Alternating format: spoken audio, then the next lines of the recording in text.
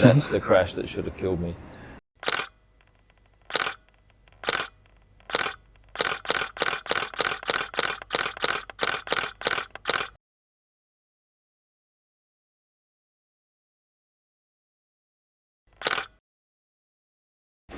Good morning, ladies and gentlemen. You're watching the Motoring Gazette. We have the beautiful Cheddar Fountain behind us, and today we're going to be interviewing a renowned photographer. This individual has garnered over 270,000 followers on Instagram and around 160,000 followers on YouTube in a staggering amount of time. That's none other than Mr. Kym Illman. How are you doing, Kym? I'm relaxed, happy to be in Jeddah today. All right, let's get started. How does it feel to get back to photographing F1 after nearly a year? It was very exciting to leave in March because I'd spent the whole year posting on Instagram content from the year prior, and it tends to perhaps wear a bit thin. And I was delighted to get back, and I think it was a good time to come back because of the fact that there were very few photographers able to go to all the races, and I'd had just this year of pent-up excitement. Right, that's nice. How did you become an F1 photographer? Well, I went to Abu Dhabi in 2016, and I went to the race as a paying guest at the Red Bull Hospitality Suite, and I was down in the paddock, and we went in the garage, and I was listening to Daniel Ricciardo talk to his engineer. We had headphones on and we could hear the same feed. Mm-hmm. It was all very calm and exciting, and I thought, yeah, I'd like to photograph this sport. So I made inquiries and put a proposal to the FIA that they obviously liked, and they said, yeah, you can come and photograph it. So oh, well, that's nice. There's no great lengthy story. I'd photographed wildlife in Africa over a 2.5 year period. I spent 26 weeks there photographing for a wildlife book, and I'd perhaps tired of that and thought this might be an interesting tack. And as it turned out, as you mentioned, I've developed quite a following, and it's been quite a ride. Were you fond of photography as a child, or was that something that you developed later on? No, I've got a fly annoying me here.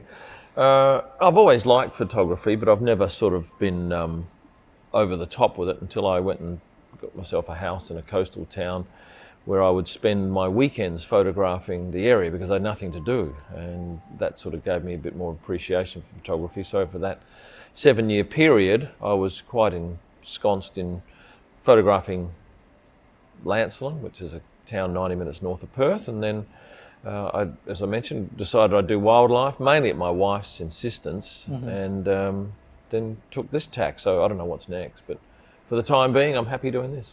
That's great. So did you ever think of following your father's footsteps into cricket? I believe he was a former state Well, you've cricketer. done your research, haven't you? Yeah. No, I was a very ordinary cricketer, and I didn't like standing out there in the hot sun for hours. So there was never any thought of taking cricket seriously. So, like, your father was fine with you going into photography? Oh boy, I was 45 when I did that. I was well out of home. He didn't care what I did. He was happy if I was happy. So, what introduced you to the world of motorsports? Look, as a teenager, I went to a couple of Adelaide Grand Prix, and then as an adult living in Perth, I perhaps was enamoured with Daniel Ricciardo in the early years because he's a Perth boy, and my kids went to the same school as he did, and I thought, well, maybe I should look at Formula One and get into it. And I remember one night going out to dinner with some people and being just absolutely entranced by the F1 app, looking at Daniel's progress through the field. And I think at that point I probably thought, yeah, I like F1, but I didn't think I'd ever become what I've become now in the sport. I thought initially if I just got to photograph testing in Barcelona for a day, that might be enough, but it was nowhere near enough. And now you're permanently accredited F1 photographer. Yeah, and there's not many of those. So this year I think out of all the photographers who aren't with the team, because there's 10 team photographers, I think outside of that there'll only be 15 tops that will have done every race. So it's a pretty rare field. So, as I said earlier, you're one of the few permanently accredited F1 photographers. So, could you tell the audience what that means and how is that beneficial to you as a photographer?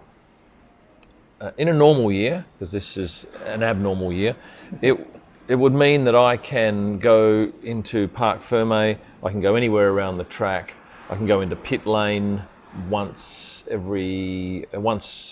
per. Actually, no, I can go in all 3 practice sessions if there are tabards, but I can't go on pit wall, and I can't go in pit lane during a race or qualifying session. Although now this year there is a way that we can actually get access to one session. So it pretty much provides me with the access I need to be able to produce amazing photos. And there's an argument that that photographer is really good because he gets the access. And there's an argument that access is a reward for being a good photographer. I'm not sure which it is, but certainly if you're able to get to the right spots, and I'll give you an example, the exit of the tunnel in Monaco, only accredited photographers can get there. You can't, if you're a punter, go and take that photo. And that's the photo that I love the most that I've taken this year. It just buys you unprecedented access. We can go into the paddock. Now, I mentioned that's in a normal year. This year, there are a few restrictions, and it wasn't until Austin that we're allowed back in the paddock to shoot. So we had to shoot drivers arriving in the car park, leaving in the car park. We could shoot the track stuff, but it was at a much reduced level. So that meant that we probably had an extra 2 hours in our day where we could sit and edit and muck around in the media centre, but that's now gone. It's now back to full 12-hour days. All right. So like how much does it actually cost to be an accredited photographer? It doesn't cost anything because you get the pass free of charge. There's no charge. All right. So it's just a matter of who FIA wants to accredit, and I have no idea what their criteria for at the moment. Yeah, I don't know what it is. I knew what it was when I went in, and obviously I did enough to convince them that I would be a worthy person to gobble up a seat in the media centre. And I think given the fact that in a normal week I'll get across to well more than 2 million people with all my social media stuff, that's probably a far greater audience than any magazine or maybe even newspaper gets across. That's true. I can't contest that. And the other thing is that my audience is primarily 18 to 34s, 3/4 male, 1/4 female, and that's an audience that typically newspapers didn't get, magazines maybe, I don't know, but this is a new market that is absolutely enthralled because I think of Netflix, a lot of it. Yeah. And I managed to be at the right place at the right time. And speaking of Netflix, what is your take on the Drive to Survive, series? Sensational. It's been great for the sport. Some people say they manufacture a bit of drama, but I don't see it being that far out of what we know is actually happening, and I think it's just a great initiative to show what this sport is all about. That's true, but like Max Verstappen had also said that they do create unnecessary drama, and we did see one episode where they were trying to show that there were differences between Lando and what do you call Carlos? it? Yeah, Carlos. Yeah, that was perhaps ill-founded because they are great mates. But look, hey, remember these episodes are shot throughout the year, and then one director works on one episode. So there are 10 directors working on this, and they'll have regular meetings, just make sure they're not covering the same stuff. But that content doesn't go to air until the following year. So there's a long time between shooting it and airing it. Yeah. Anyways, we'll get back. So like we discussed some time ago, that not only are you a founder of a company, you're a founder of 2 companies, right? And then you're an F1 photographer. But you've also been a rally driver, isn't it? Yeah, and I hold 2 Guinness World Records as well. Not for rally driving. No, I was a very ordinary rally driver. That was an interesting stage of boredom, perhaps. And I thought, we'll go and have a crack at this.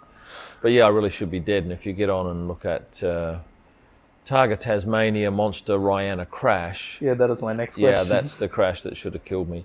But I completely misread the road, and it went off the road at 170 k's an hour, 35 metres through the air, thankfully into a paddock with no structures in my way, no cows. They were left and right of me as I zoomed through. But yeah, I still raced after that. Although, look, I was never going to win any prizes prior or post. So what was your family's reaction when they saw the accident? Well, my wife was actually in Tasmania at the time. I just rang and said, come and pick me up. Yeah, well, she didn't see it and she didn't realise what it was like until she saw the video, which was quite spectacular where I came off. So what's happened to the car that you raced? I sold it to another guy who's a very good racer, and the very first race he put it in, he had a crash. So, he's exceptional. He's won lots of Targa Tasmanias. So, okay then. Getting back to your life as an F1 photographer, how hectic is the day? Yeah, it's 12 hours at the track. It's just a lot of waiting around. That's primarily it. Wait for drivers to arrive, go up and edit, come back out, watch them go hither and thither, and go out on the track, and then come back and edit, and then go out and wait for them to leave. There's no break for what I do. I know there's a lot of other photographers who just do the track sessions, Yeah. and they're brilliant track photographers, but that's not me. So, which photo have you taken that you're the most proud of? Either Lando and Daniel coming out of the tunnel in Monaco this year, because that was the Gulf livery Oh yeah, car. yeah. And that's certainly my biggest selling picture by an absolute mile. Also Daniel Ricciardo coming onto the grid, Hockenheim 2019, beautiful crowd behind in a grandstand, spray coming off the tyres. I'm standing in the middle of the track, the car's coming right towards me. Max is in the background, and people say that looks like a photo from a video game, because it's just amazing, and no one, if they don't know F1, they can't work out how it was taken. Yeah, isn't it the same picture that's there on prostarspeak.com? Yeah. So that's the one. Okay, that's a beautiful picture, honestly. Hats off and it's to you. beautiful because there's spray coming off the tyre, so you know the car's in motion. And I don't think, look, there's a chance I could do something similar again, but there aren't many tracks with grandstands behind.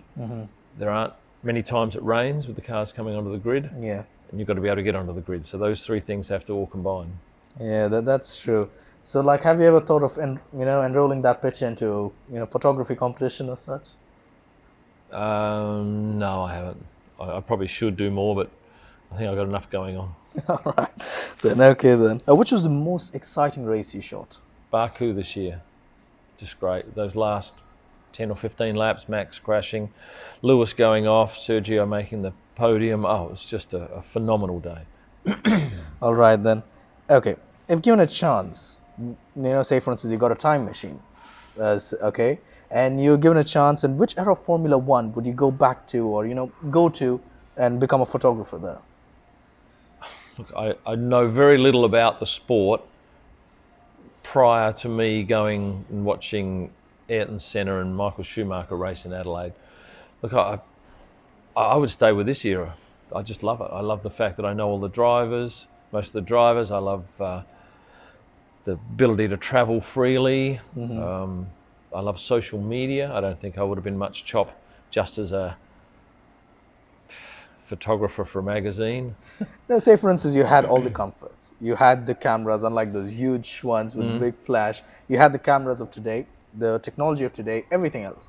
But you were just given the opportunity to go back in time and select a certain... Okay, well, I'll pick Adelaide when Ayrton Senna was racing, because I'm an Adelaide boy. That's great. That's one. Not Nicky Lauda, James Hunt. Don't know much about him really. Oh, I've seen in the movie. Which what? Rush. Yeah, I've seen that. But I can't even remember. Look, I'm not a motoring person. That's a thing. I've got no idea how the cars work. I have no interest in that. My more driving passion is the people. That's what I tend to do more of. Yeah, I'll take car pics because I have to, but I'm never going to win the awards for that. But I think I know the people in the sport perhaps better than a lot of others. Yeah, like you, as you said, you like the people, and you shoot a lot of individuals in the paddock. So why do you like shooting the paddock as compared to the track or the pit lane? Well, I think my audience has far greater interest in the people than they have in a car. You can see a million car pics and there's never any emotion. But when you see Nico Hulkenberg give his girlfriend a kiss after his last race, and you're the only photographer there, that's a pretty special moment, because he was always very distant from her in the paddock. They would never walk together, and certainly never hold her hand until that last race in Abu Dhabi, and he just let his guard down happily. And those sort of photos for me are really gold. So would I be right to say you're one of the few or only photographer who actually focus on the people of F1 rather than the cars? Oh, there's a couple of other guys that focus on the people, but they're also good car photographers. But there's not many people do much on social media. There was Mark Sutton, who has been doing it for years. Me, who else? There's a Russian guy, Evgeny, does a little bit, but he doesn't go to all races.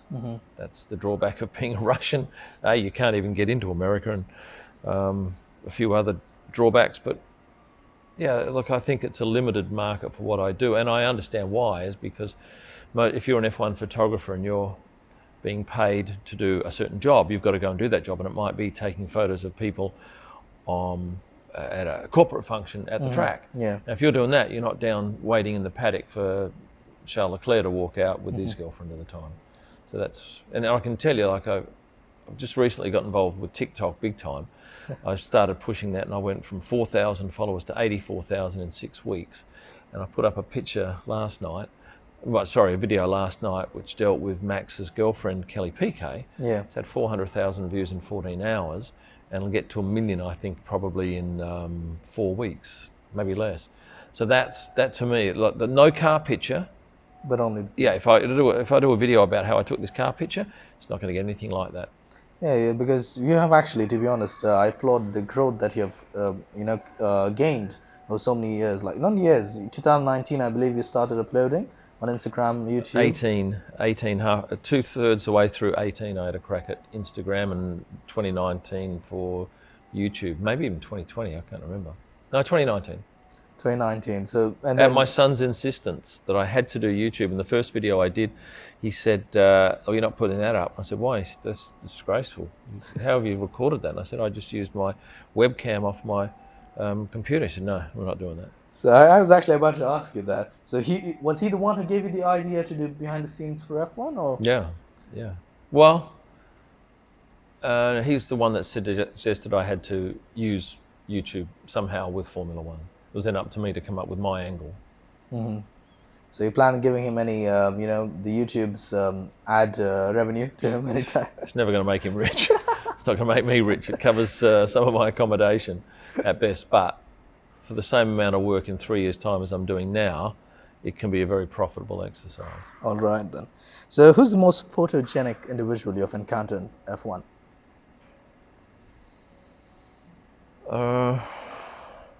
On the male side, I think Charles Leclerc, Lando and Pierre come across pretty good. And I sort of know them reasonably well, so I get the smile from them, I get the direct lens look. On the female side,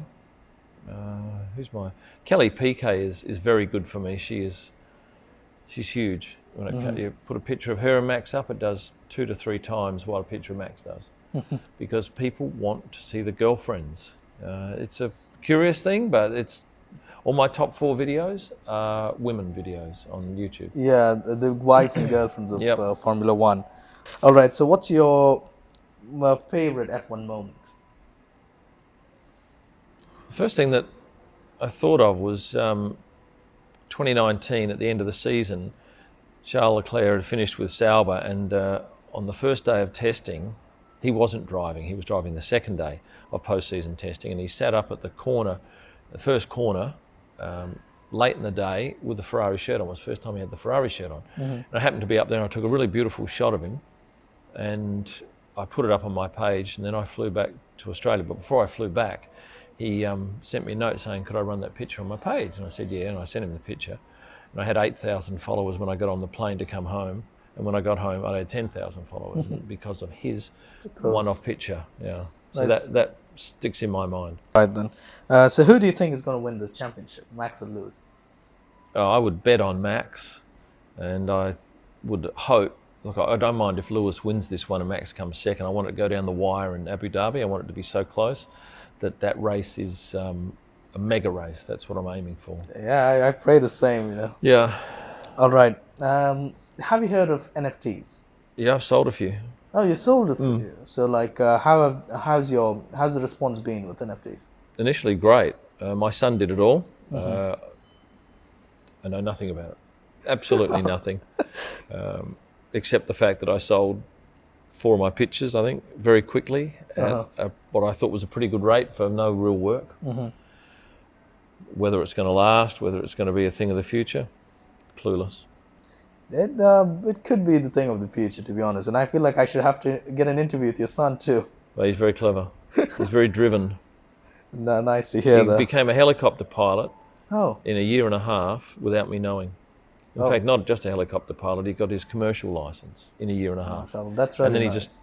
he called me from the plane, or my wife FaceTimed me from the plane and panned around and showed me him flying.